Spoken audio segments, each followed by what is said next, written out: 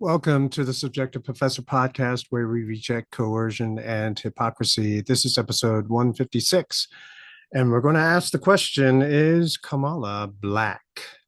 So you've probably seen it by now, especially if you're on Twitter, then you know, or X, excuse me, you have seen it.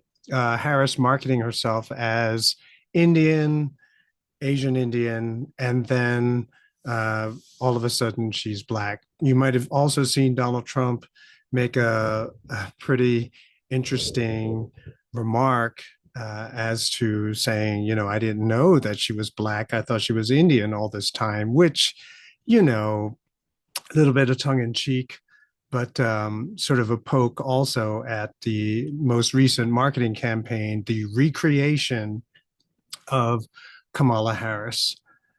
Now, if we take the understanding that race is just a categorization or a generalization based on a single identifiable characteristic, and that identity is the sum total of all of the racial categories that we can be put in, then yeah, she's black and she's Indian. She's also a woman, depending on your definition, a vice president, former senator, district attorney, et cetera, et cetera, et cetera, right? So all of the different things, categories that she can inhabit, that's part of her identity.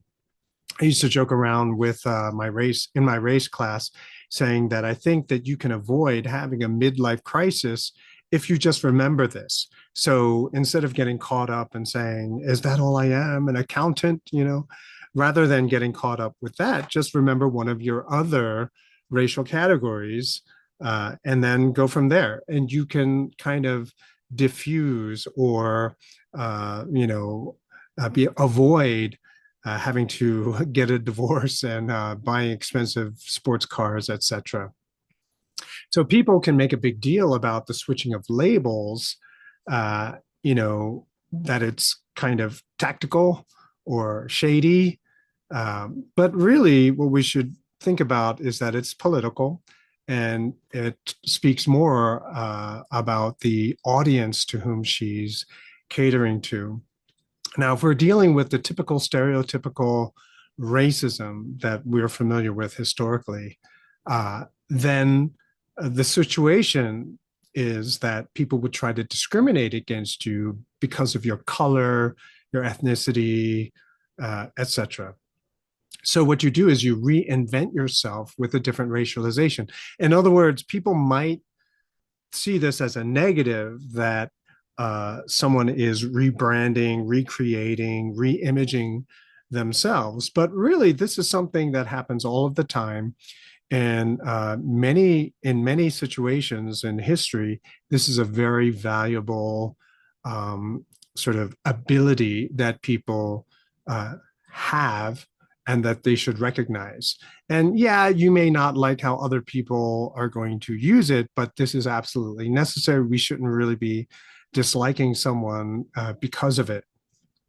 So if someone is going to discriminate against you because of your skin color, well, you reinvent yourself, right?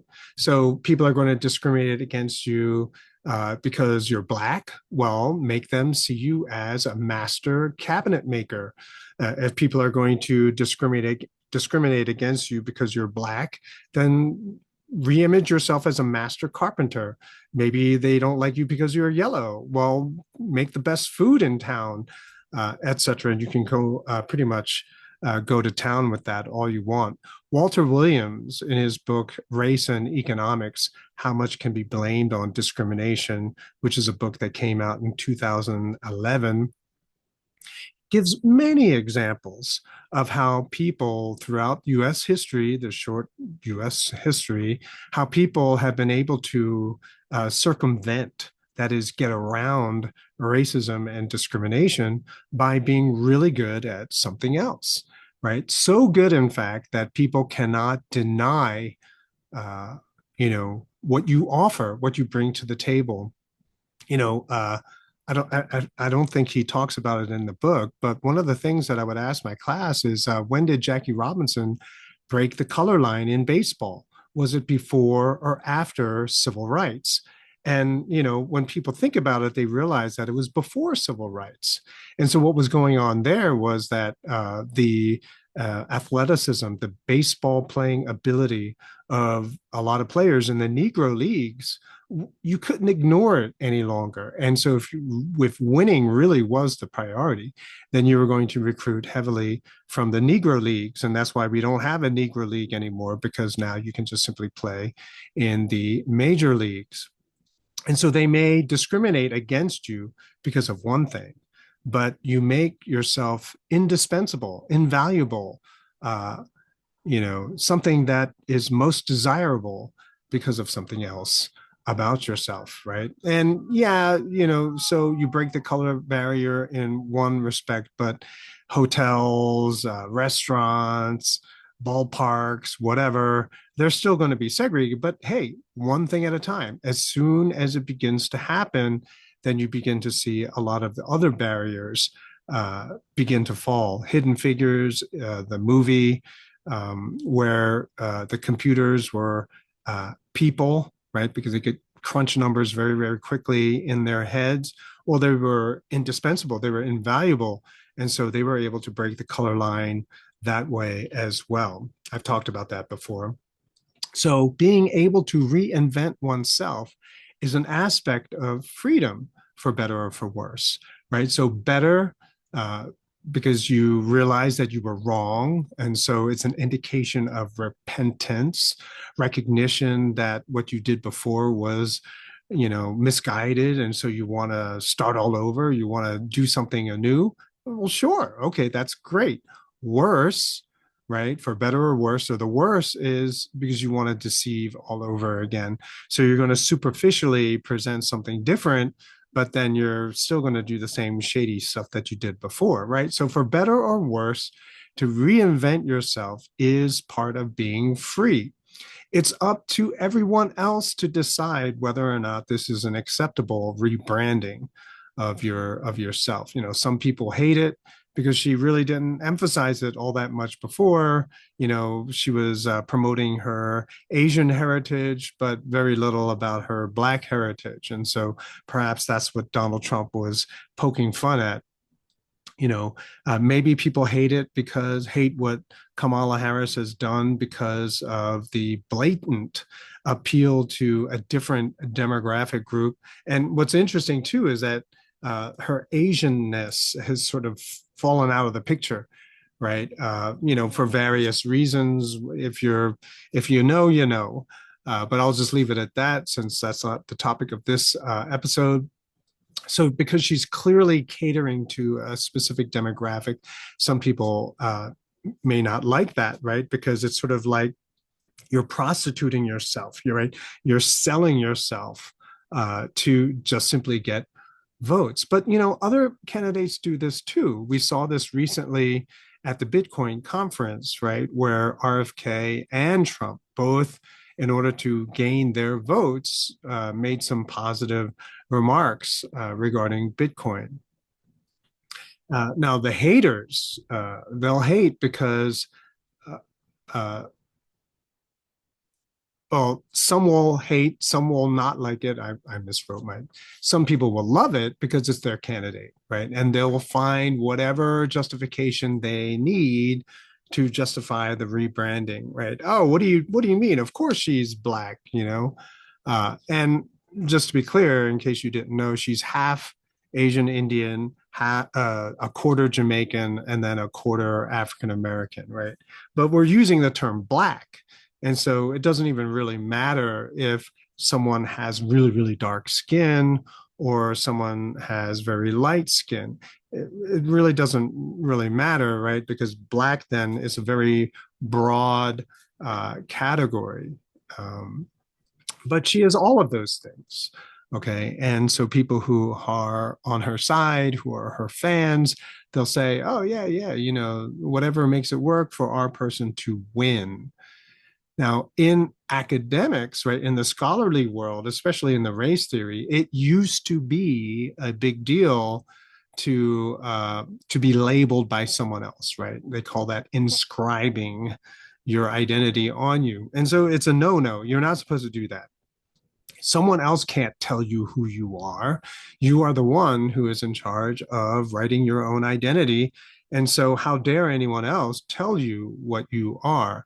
Okay, so you might change it every so often, but hey, you're in charge of your identity, right? So, I remember once someone told me that I wasn't an anarchist. I was like, what? And it was funny because she belonged to the crowd who found it extremely offensive that some people with power would oppress others by labeling them, by inscribing their identity on them. So I thought that was kind of amusing. But that's also around the time when I realized that there were two different kinds of, broadly speaking, two different kinds of anarchists, anarcho-communists and anarcho-capitalists, which is why these days I don't leave anarchy by itself. I always say anarcho-capitalist, right? Um, anyway, there are a lot of anarcho-communists out there, by the way. It's not really anarchy either. Just talk to them and you'll know that's pretty obvious. But anyway, what is important? Okay, so having said that, yeah, she is Black, she is Indian, she is Asian, she is woman, whatever. She can do whatever she wants. She can say whatever she wants. And if she's going to use that as a marketing tool, okay, so what? The important thing that we have to remember is she qualified? Because remember, her qualification as president, her ability to be a president has nothing to do with her gender, her race, whether she's what is it, what her previous positions were. None of that really matters. What matters is she qualified for this position? Is she competent? Can she say the things that need to be said publicly? Can she meet leaders of other countries and be able to negotiate for peace or at least for justice? I mean, is she qualified to do that? Whether she's Black, Indian, female, whatever, it really doesn't matter, right? Because all of these different traits are different, right? You can't just say, well, she's Indian, so she's qualified to be president, or she's female, so she's qualified to be president. No, there are a lot of other things. Every single characteristic, patience, foresight, uh, you know, planning, patience, temperament, charisma, all of these different things are separate racializations. Does she have the proper combination of racializations to be able to pull off the job of president, or does she not? Uh, and for a lot of people, they ignore that subtlety. And so all they see is another puppet, right? Another puppet in a long line of puppets. Is she my puppet or is she their puppet? Right? Do I like what the puppets have been doing for the last, I don't know, 100 years? Or do I not like what the puppets have been doing for the last 100 years? This is kind of more the issue. We talked about this with the nepotism is DEI, is a kind of DEI. In that episode, talked about this in a different way. So, does she have the qualifications? So, prioritizing certain traits will cause some people to be angry for a variety of reasons. Included among them is that they missed the chance for that job. They see their chances of winning with their candidate as being somewhat diminished. They don't like the swing in the momentum in that direction. There are lots of different reasons. We can't just lump them all as being the same. And, for the person who's holding that subjective opinion, yeah, it's a legitimate reason for feeling in the way that they do. So as individuals, we're looking on and we see someone rebrand themselves, change themselves, remake themselves. Okay, whatever. Our opinion is our opinion. But when a person looks on, the person who looks on and sees that they now have to be controlled by that other person who just reinvented themselves, rebranded themselves, then now things are a little bit shady, right? Things are a little bit, disconcerting, especially when the person that you just saw rebrand themselves to do or to continue in whatever nefarious activities or activities you just don't like, right? If you see that happening, then of course you're going to get extremely upset. right? So it comes down to, do you like the person uh, who just rebranded themselves, or do you dislike that person who just rebranded themselves? Do you like the person who is controlling every aspect of your life, or you dislike the person who's controlling an important area of your life? So, for example, in a job, right, the company or the CEO just rebranded themselves. You don't like it. Well, find another job. You're in a relationship, the person you're with all of a sudden rebrands themselves, relabels, regenders themselves, whatever, then you just find another relationship. But with government, you're stuck, right? You can't change. And people say, well, you can change at the next election. No, not really. What's the expression? You can vote your way into socialism, but you have to shoot your way out, right? So voting eventually, when you reach a certain, when you cross a certain line, voting doesn't really, it's not, it doesn't get you what you want. Milton Friedman would say that in the free market, uh, your dollars are your votes, right? So you go into the market, you want a green tie, everyone else wants a blue tie, you can get a green tie. What if everyone wants, you only have green and blue ties? Well, I want an orange tie. So you make an orange tie. So in the free market, right, where we put our dollars is an expression of our desires. It's our vote. So who earns our votes is the person who does the job that we want them to do. But in the voting process that we have here in the United States, our choices are limited. The way the system is set up also is rigged, right? A lot of people don't really know this. I should probably do an episode on elections one day, but especially the Democratic Party, and I might have mentioned this before, with their whole super delegate, with super delegates and stuff. It's not really voting which determines who the nominee is. And so a lot of people are more upset at the rebranding of Kamala Harris. Number one, because she's not really a likable person, and the way they're doing it is kind of over the top. But on top of everything else is that this person, if she wins the election, will be in charge of your decreasing freedom, right? 4 years of you losing freedoms. And that's not something that appeals to a lot of people. So if we fail to acknowledge that rebranding is an aspect of freedom, then the potential to slip into hypocrisy becomes really great, right? So we say, oh, you can't rebrand that way, but I'm going to rebrand myself like this. Well, that's hypocrisy, right? So not recognizing that this is just simply a racialization, highlighting different aspects of our identity, um, you know, opens up the potential probable eventuality of slipping into hypocrisy. So it normally doesn't matter because we can just simply disassociate ourselves from the person who rebranded themselves. You can stop buying the product that rebranded. You can find employment with another company that didn't rebrand themselves. But when it's someone who now is in control of certain aspects of your life, where they're now going to dictate to you what you can and cannot do, well, then anything goes, right? Any rebranding, if it bothers you, it bothers you, right? So the little things begin to matter. But pulling out once again, the fact that she rebranded herself shouldn't really be an issue. At the end of the day, the question should always be, is she qualified to do the job? Right? Okay, so she's appealing to a different demographic group. Okay, I get it. That's what they do in politics. But did she do it just to hide the fact that she can't do the job?